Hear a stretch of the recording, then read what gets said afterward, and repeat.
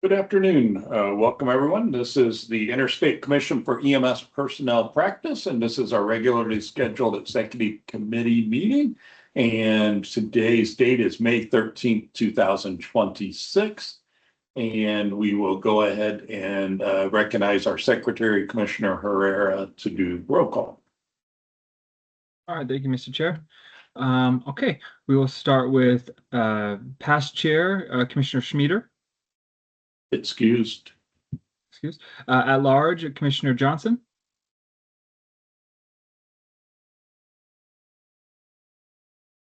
Treasurer, Commissioner Vanderloon. Present. Secretary, Commissioner Herrera, present. Vice Chair, Commissioner Denny. He is out of the country, sir. Okay. And then Mr. Chair, Commissioner Kinney. Present. Is present, and that is it. And we do have a quorum. Thank you, sir. I appreciate it. We do have the agenda posted. The only thing I wanted to make clear, Donnie, on it, I believe we have got the bottom to adjourn the public meeting. We do plan to have an executive session following the public portion in which to address contractual issues. And I would note that. Are there any additional comments, any items not on the agenda? I guess I usually go through, sorry, and do the meeting norms. Committee members are requested to join by video. Public attendees, including other commissioners, are encouraged to participate. Members will be recognized if there's discussion, times for question. Preference is to use the raise hand feature, which is at the top of your screen. And when you click that, then the chairperson will recognize you and you have your 2 minutes to speak. As always, our executive director is authorized in the event of background noise or other disruptive behavior to mute a microphone or otherwise take action. So with that, then getting back to the agenda, is there anyone that has any comments on any matters that is not directly going to be addressed on the agenda today? Okay, we will go on to old business. We have the April 2026 EC meeting summary. Secretary Herrera. Thank you, Mr. Chair. If there's not any questions regarding the executive meeting summary from April 2026 that was sent out, I will make a motion to approve those minutes. I'll second Commissioner Vanderloon. A motion by Commissioner Herrera with second by Commissioner Vanderloon. I have no further comments or questions on it. Any public comments or questions, please use the raise hand feature. Okay, and anyone objecting to adoption of the meeting summary? Anyone opposed? We will show it as approved. Thank you. Next up, we have an update on EMS Week campaign and Governor's Office outreach. Donnie. Yeah, thank you so much. Let me bring up a website here. So I trust that you can all see the screen. This is a random certificate I'm bringing up, but for EMS Week, we are thrilled to be launching our first ever direct to clinician email campaign. And this is a pretty yeoman undertaking. So we will be reaching out directly from the commission to approximately 400,000 EMS clinicians via a direct email. And that email will include a message about EMS Week. It will also include a note about the EMS Compact. It will include a link to an information link about the EMS Compact so that people understand what it is. But it also includes a personalized EMS Week's certificate of recognition. And the one you see on the screen is a random one of a real person I'm showing out of Delaware. And this is what it'll look like when they click on the link. They'll have the option of downloading this in a high resolution PDF or download an image. They could also share it on social if they want, recognizing the individual. This will bring in whatever name is on the license record with their license level and the state. We do have thousands of people who are licensed in multiple states. And so we went through and we did some logic to figure out how they only get one certificate from one of those states. So they won't be receiving, some people would receive 20 certificates. So they will receive one, but they'll be able to view their privilege to practice status also by an embedded link in the email. So this campaign is scheduled to start on Monday of next week. It will go out in batches, assuming that we don't have any distribution errors. The biggest challenge is going to be the email address and making sure that those are valid and updated. So excited about this. This is a big step forward for the commission. So first time we've done this. So any questions from anyone about this campaign and what we're doing for EMS Week?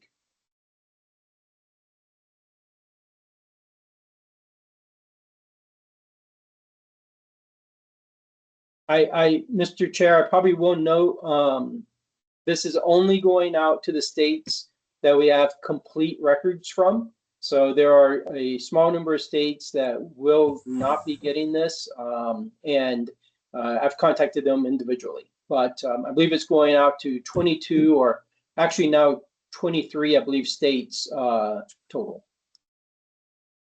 Great. Thank you for your advocacy. This great project.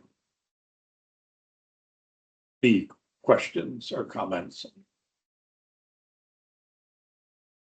Okay, we'll move on to reports then, and we'll start with the treasurer's report. Commissioner Vanderloon. Thank you, Mr. Chair. We had a previous balance of $105,213.82. Total debits of $12,850.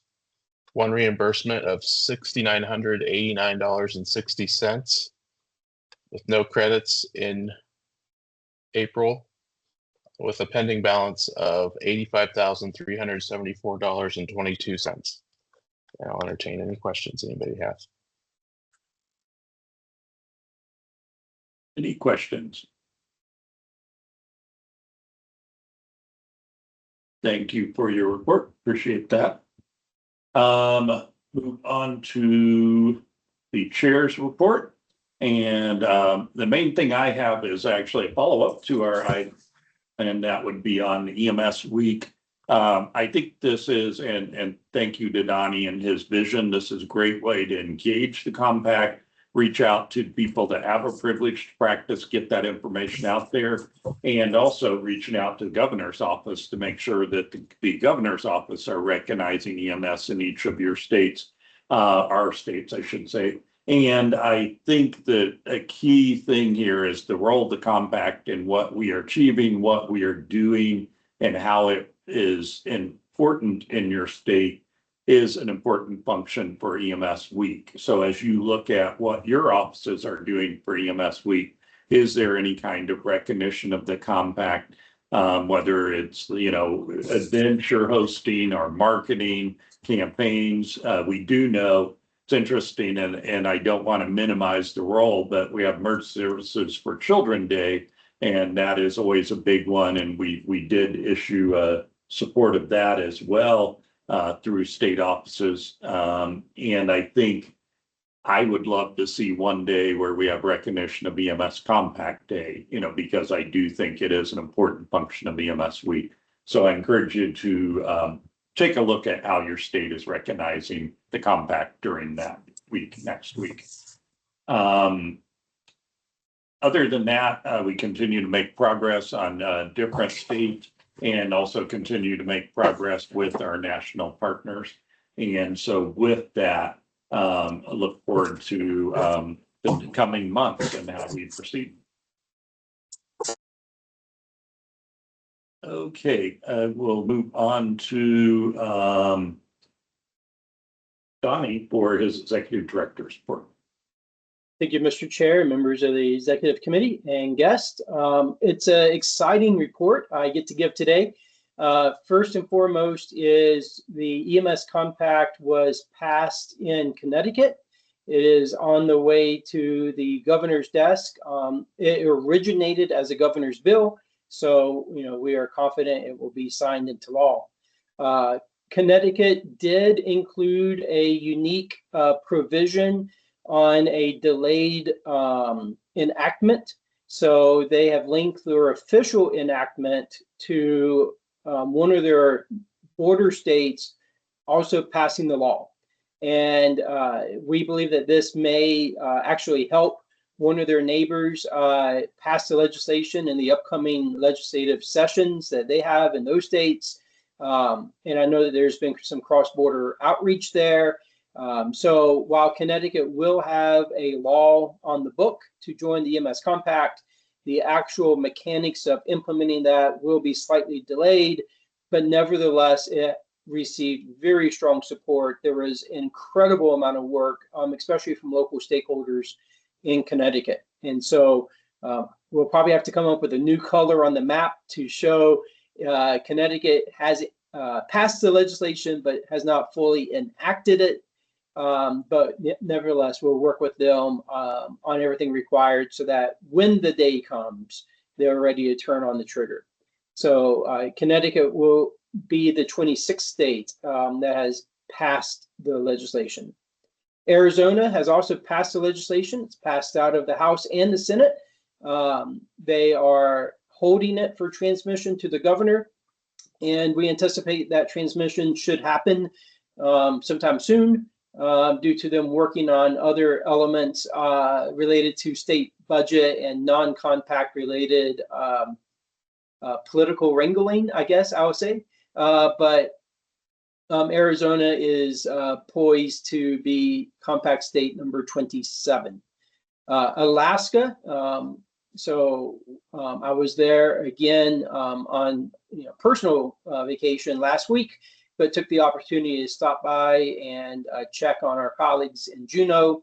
The EMS compact is still advancing on multiple bills, including one standalone bill that is got strong support and an omnibus bill. On the ground, I'm told that we should expect it to be passed and signed by the governor. Obviously, we've got to wait and make sure it goes through all the legislative process. But Alaska is strongly poised to be state number 28. And so that's a lot of exciting updates from the legislative side.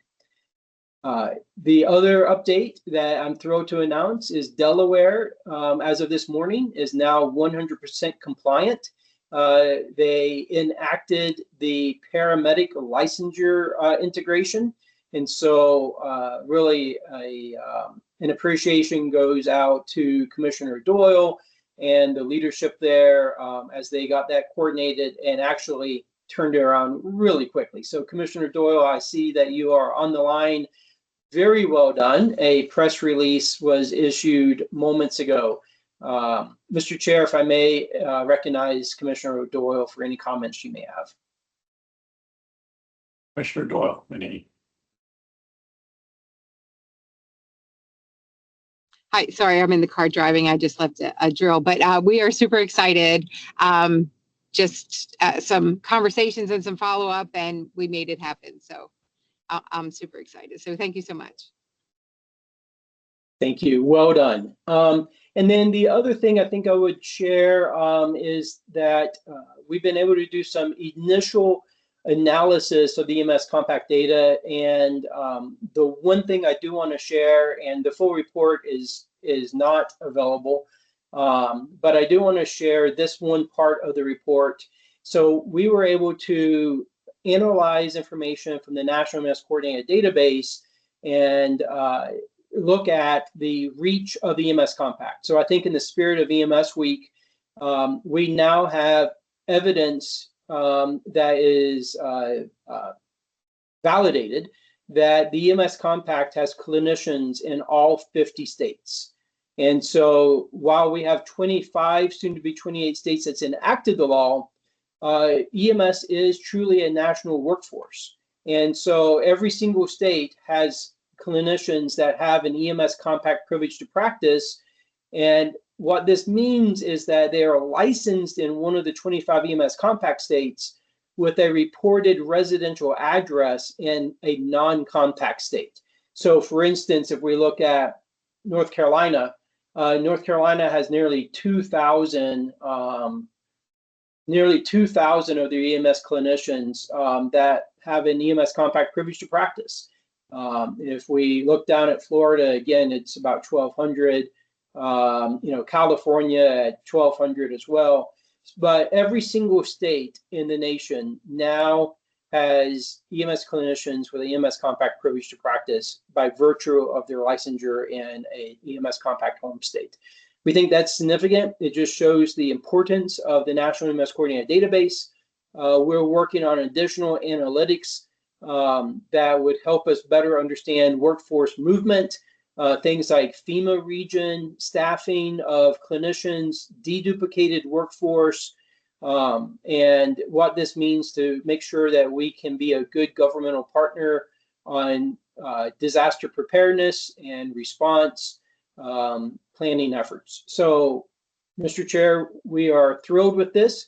We will determine what and how this information is disseminated and make sure it's properly protected as well as needed for security. But it gives us the first insights into the EMS profession at this level since modern EMS came into being. Thank you. And I think, thank you for sharing that report. Strong work by you and the registry team to be able to use that data and pull those analytics. Very fascinating. I will go back to, and then I'll open any comments or questions on Donnie's report. I will go back to the mission of states. I do think the one thing that is posed with Connecticut is could we see future states do that? And what I'm wondering is, like, if they aren't doing background checks, states like Indiana, for instance, where we had to play catch up to do that, could you see a state, say, be enacted in 2029 so they have time to do that? So I think you're right, that could be a future category where we get more states that don't automatically join at the time that it is signed. So could be interesting. Any comment? Yeah, go ahead. Yes, sir, Mr. Chair. I think that's important. It's also important to note that all grace periods have now expired. And so when a state enacts the legislation, the commission has to evaluate and ensure that the state is fully compliant in all aspects of the law before they're officially granted admission into the compact. So I think what Connecticut has done could serve as a model for that as well. If other states do need some time to, for instance, implement the required FBI criminal history check, et cetera. And thank you for expanding my thought on that, because yeah, that was kind of my background, was especially when we get into non-compliance of states that have had this issue for a while. You're right, the entry point's a little different now, the way we look at it. But that is exactly what I was thinking. We want to commit to join, but we know we don't have all the check boxes right now.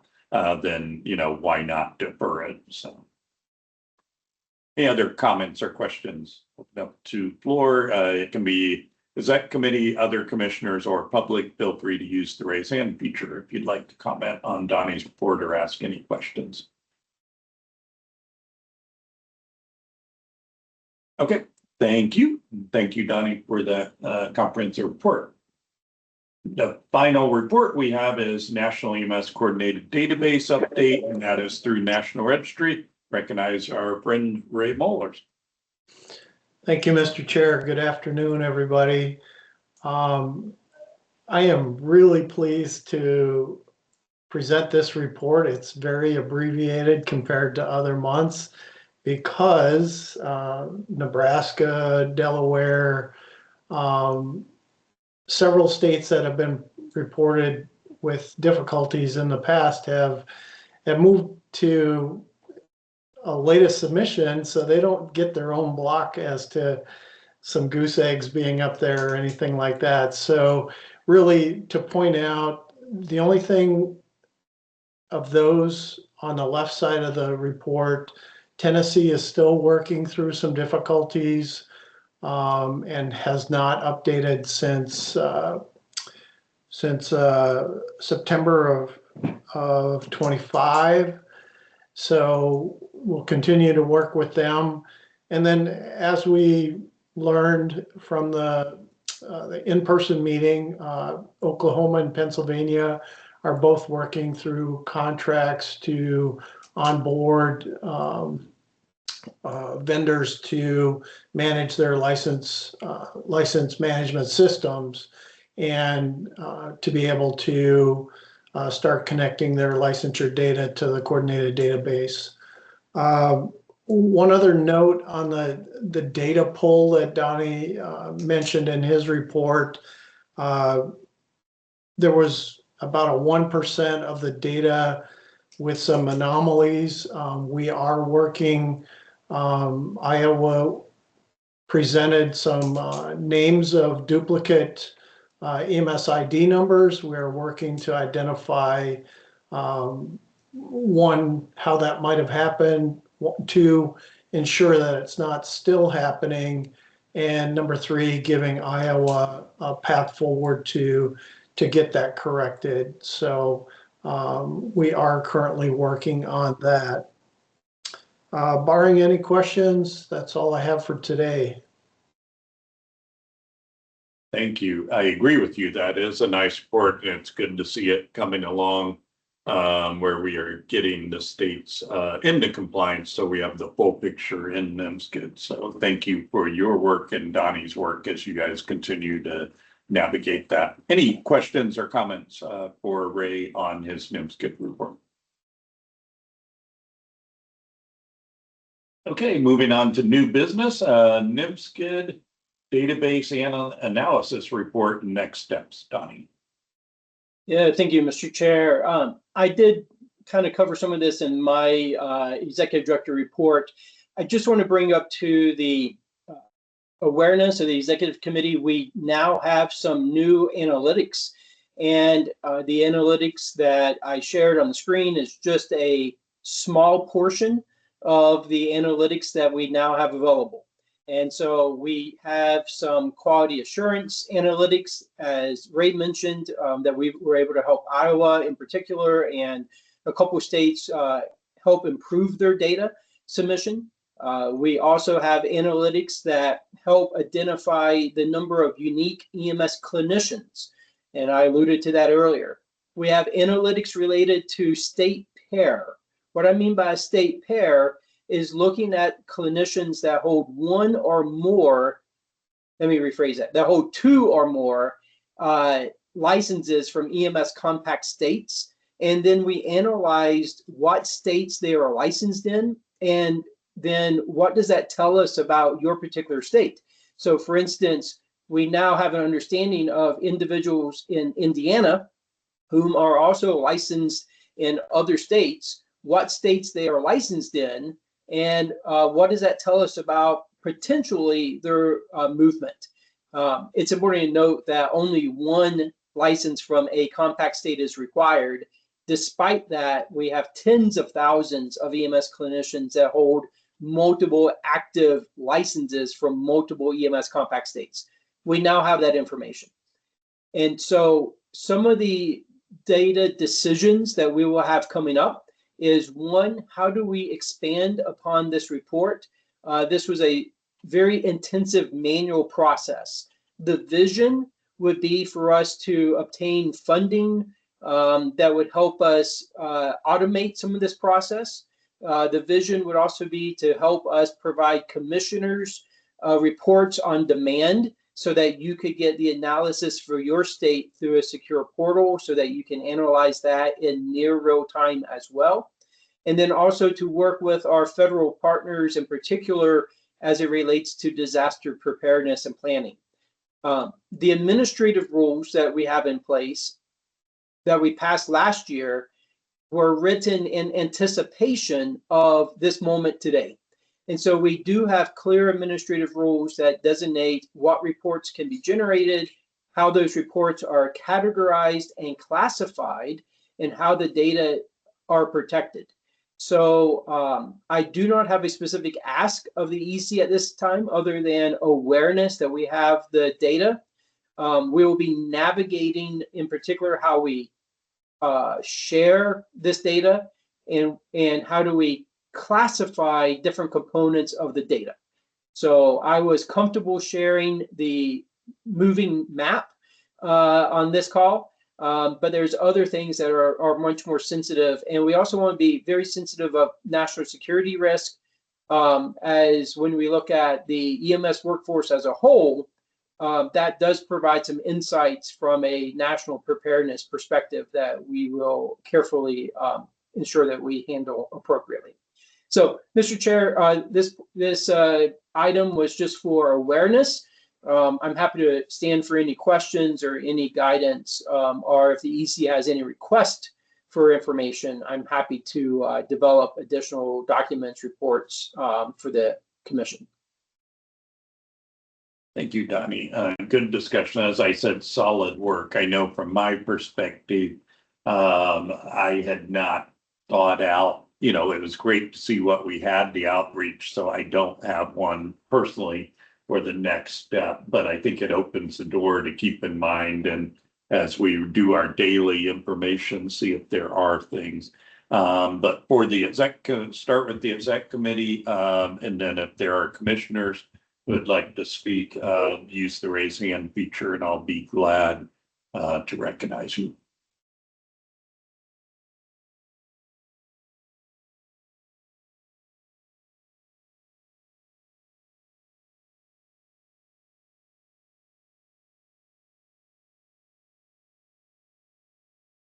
Okay, it looks like we are taking it under advisement, Donnie, but yeah, it's a good report.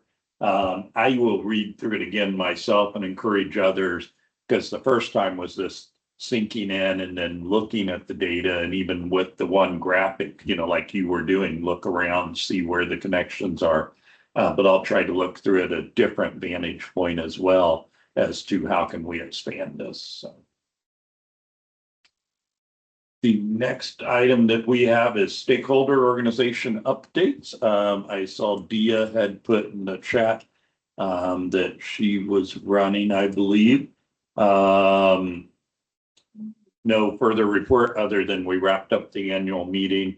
And so that was positive, seeing everyone there for our in-person. First of all, I guess I could have started with that.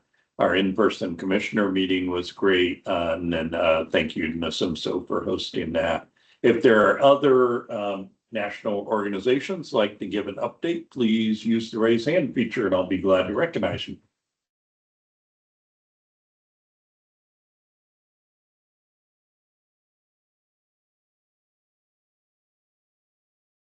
Not seeing any, then our next full commission meeting is not till August. We have till August 19th. So there's time if we have, for instance, rules and bylaws, probably they are taking a look at some of the bylaws.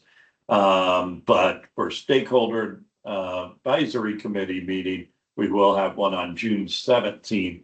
But our next EC meeting is going to be on June 10th.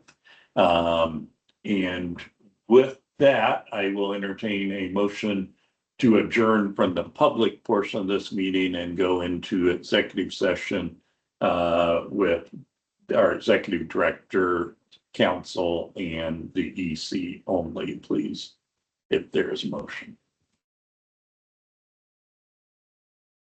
Mr. Chair, I'll make that motion to go into the closed session. Thank you, Commissioner Herrera.